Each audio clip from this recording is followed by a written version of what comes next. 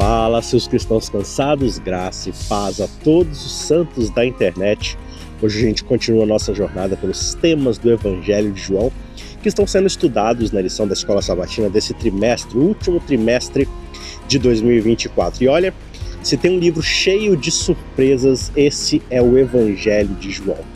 João ele traz uma perspectiva completamente diferente dos outros três evangelhos, como a gente já viu nas três primeiras lições, nos três primeiros episódios dessa série, porque João, em vez de focar nos detalhes mais cronológicos da vida de Jesus, João ele parece estar mais preocupado em nos mostrar quem Jesus realmente é, a sua essência divina, a sua essência eterna.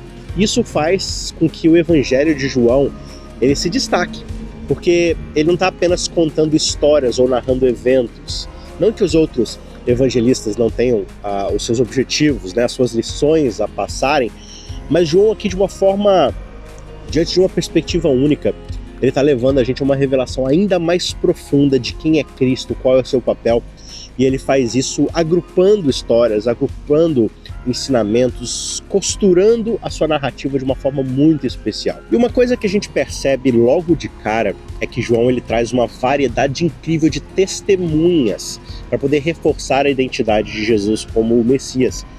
E quando eu falo variedade, é variedade mesmo. Judeus, gentios, ricos, pobres, homens, mulheres, pessoas simples, pessoas influentes, estudiosos, leigos, todo mundo de alguma forma está ali na narrativa de João para poder testemunhar sobre quem foi e quem é Jesus. É como se João ele estivesse querendo mostrar que o Messias não veio só para um grupo específico de pessoas, para uma elite da época.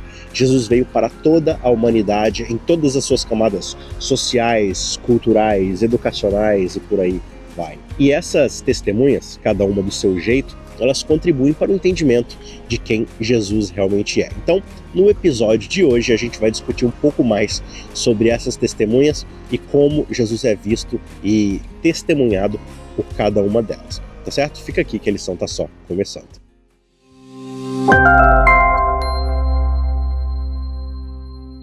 Muito bem, antes da gente começar de fato a se aprofundar no nosso estudo, fica aquele momento agora dos nossos lembretes, dos nossos avisos. E o primeiro aviso que eu sempre digo aqui é: você quer aprender mais sobre a Bíblia? Você quer se aprofundar mais nos seus estudos para conhecer quem Deus é? Nós estamos aqui oferecendo para você gratuitamente. É só você entrar aqui no canal e acessar as playlists de 2 cursos. Está aqui na descrição. Se você procurar aqui na descrição desse vídeo, você vai encontrar 2 playlists sobre os cursos que a gente está fazendo. Um já concluído, que é o Quero Entender a Bíblia, com técnicas de estudo, de interpretação, de leitura da Bíblia, para você aprender a estudar a Bíblia de um jeito mais aprofundado, mais rico. Eu tenho certeza que você vai gostar muito. Todas as pessoas que fizeram o curso até o final, elas têm elogiado bastante, dizendo que a leitura delas e a interpretação delas da Bíblia mudou. O estudo devocional que elas têm da Bíblia agora está num outro nível. Então eu quero convidar você a fazer esse curso, se você ainda não fez, tá certo? Mesmo que seja só algumas lições, eu tenho certeza que vai agregar muito aí no seu dia a dia estudando a Bíblia.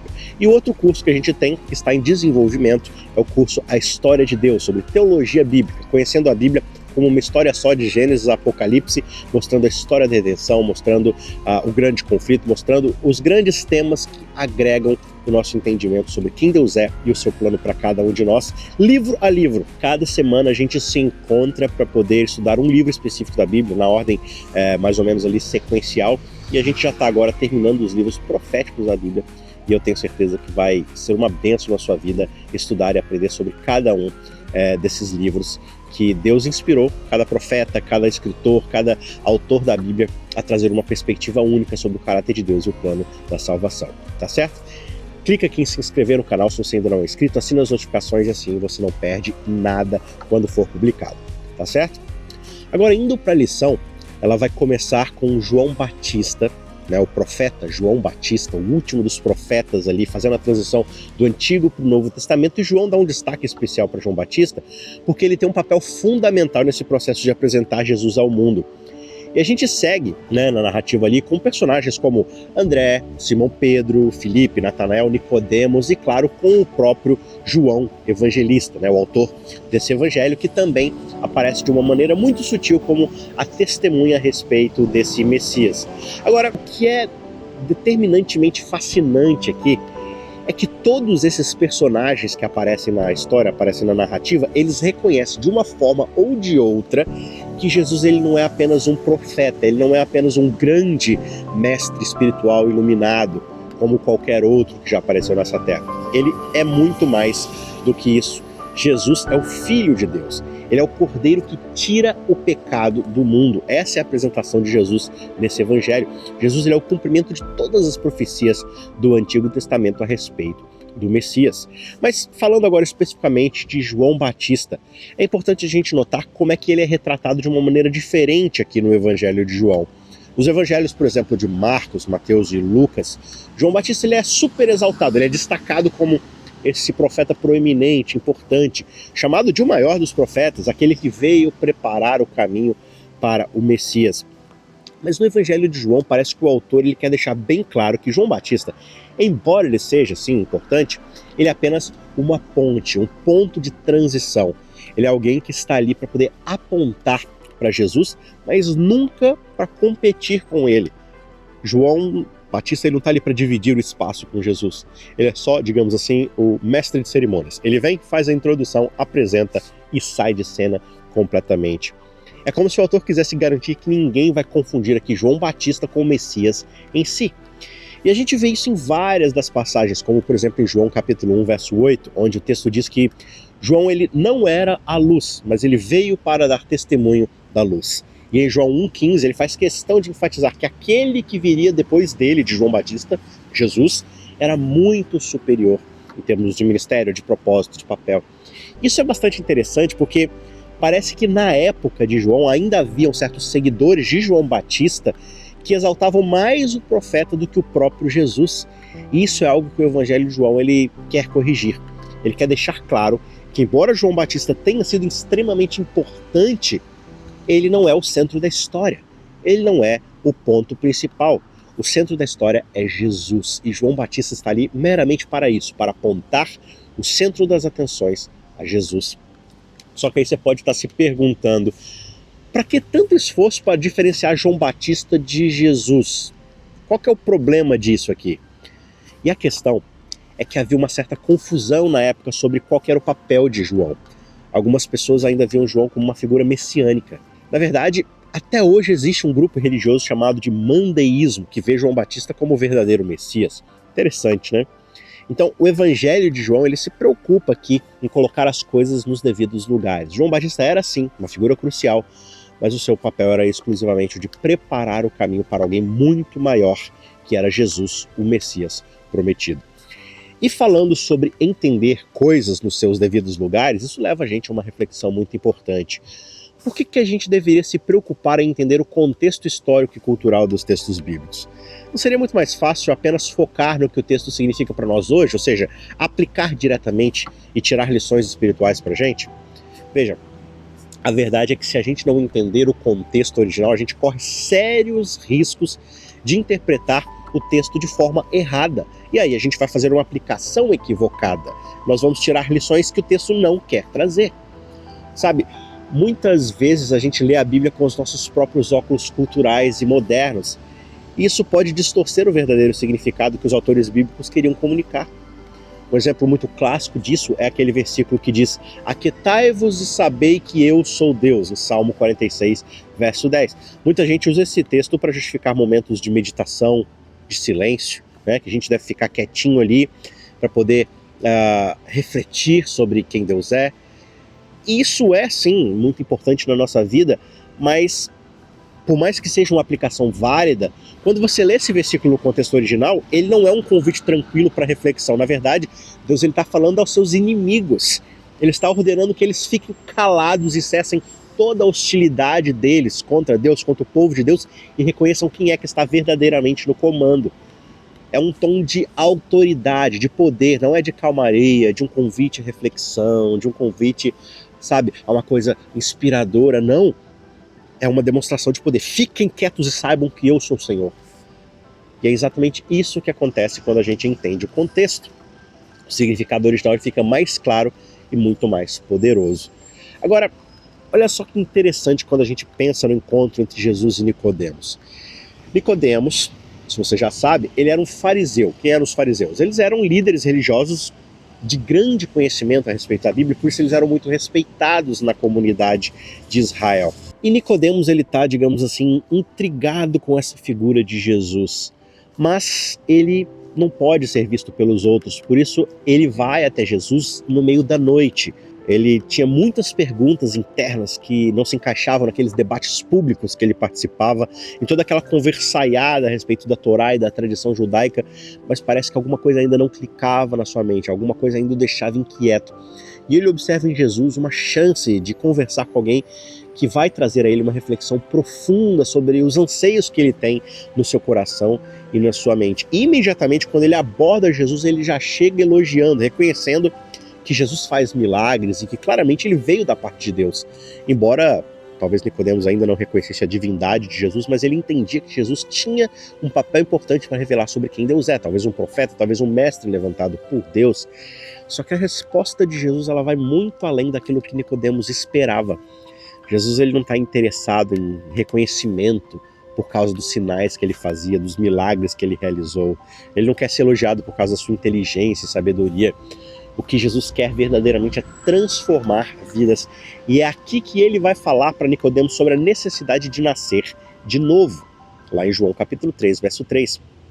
Esse conceito que Jesus apresenta para Nicodemos sobre nascer de novo é algo que deixa Nicodemos completamente desconcertado, porque ele pensa na sua cachola de uma forma muito literal, muito física.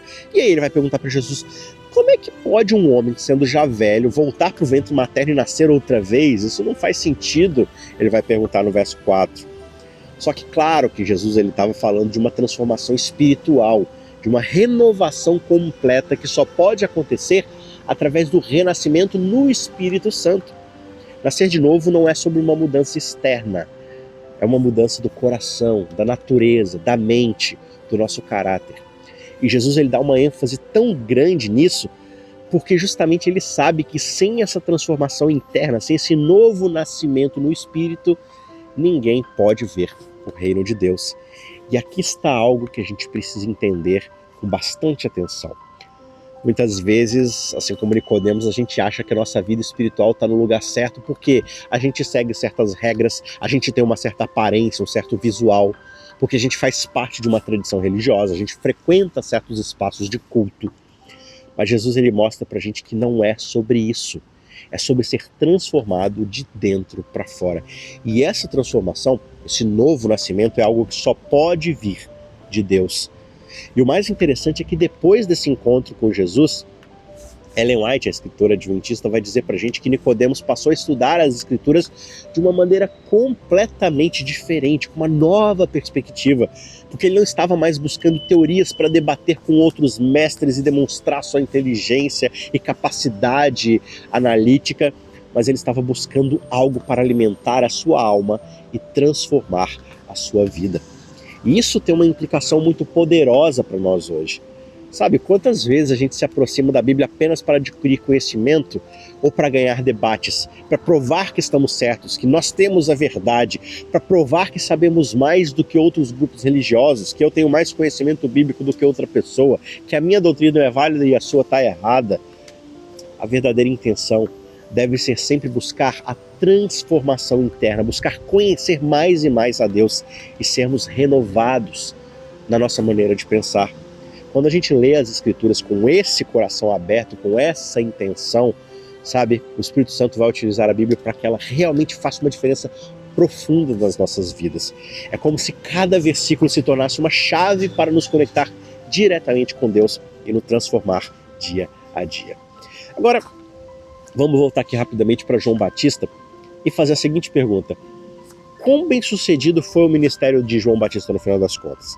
E a resposta do ponto de vista espiritual é que João Batista foi sim incrivelmente bem sucedido, apesar dele morrer, dele ficar preso boa parte da sua vida e no fim ser decapitado.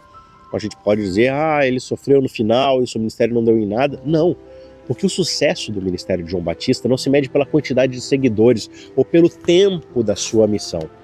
João Batista cumpriu fielmente aquilo que Deus chamou João para fazer, que era preparar o caminho para Jesus, e ele fez isso com incrível habilidade, dada por Deus, obviamente, mas com incrível competência. E é isso que importa. João em momento algum buscou glória pessoal para si mesmo, pelo contrário, ele sabia a sua missão, que era a de apontar para alguém muito maior do que ele. Por isso que ele vai dizer com todas as letras, quando tentam ali indagar a ele, mas o seu ministério está diminuindo, e agora o que está acontecendo? E ele diz, olha, convém que Jesus cresça e que eu diminua. Ele vai falar isso no verso 30 do capítulo 3. E essa é uma lição muito poderosa para nós.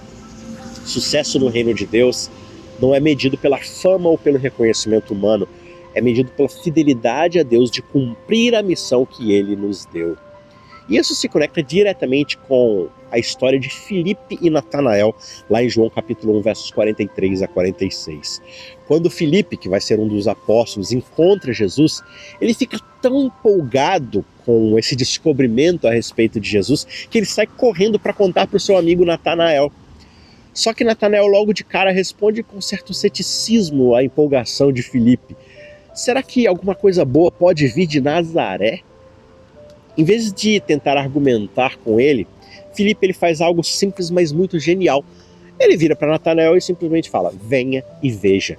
Veja com seus próprios olhos. Em vez de a gente ficar discutindo aqui se veio algo bom ou se não veio, venha e veja você mesmo e aí você me diz.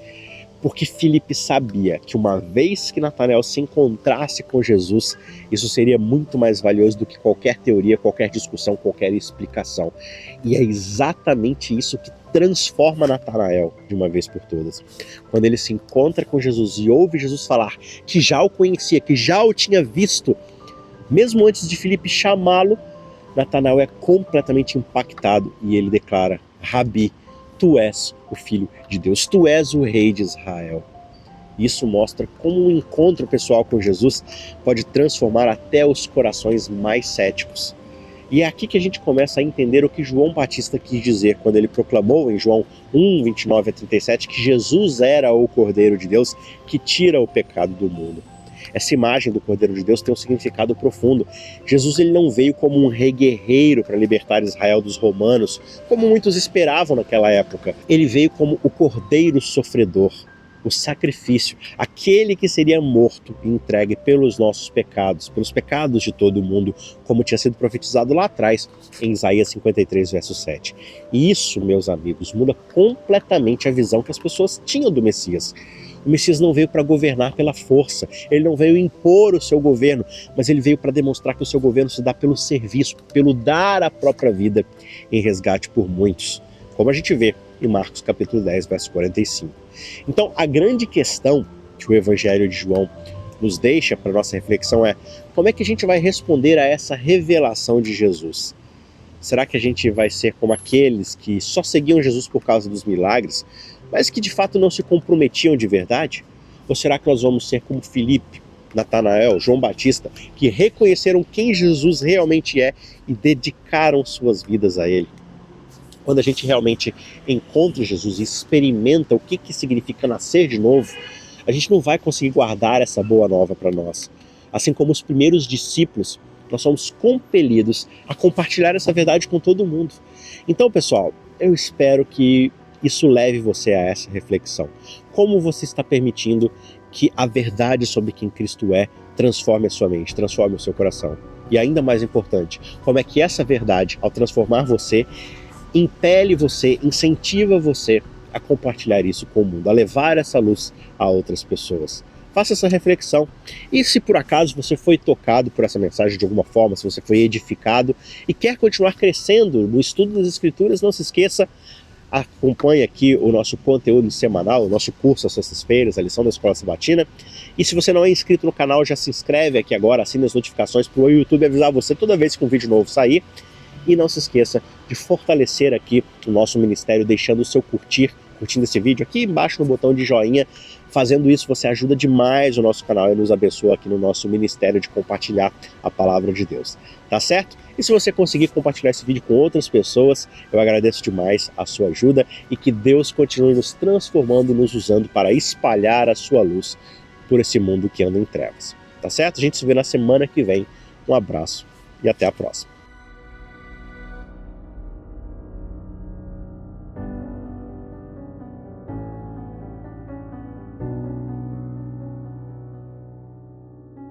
Ajude o Cristãos Cansados a continuar produzindo conteúdo cristão gratuito e de qualidade. Os links estão na descrição.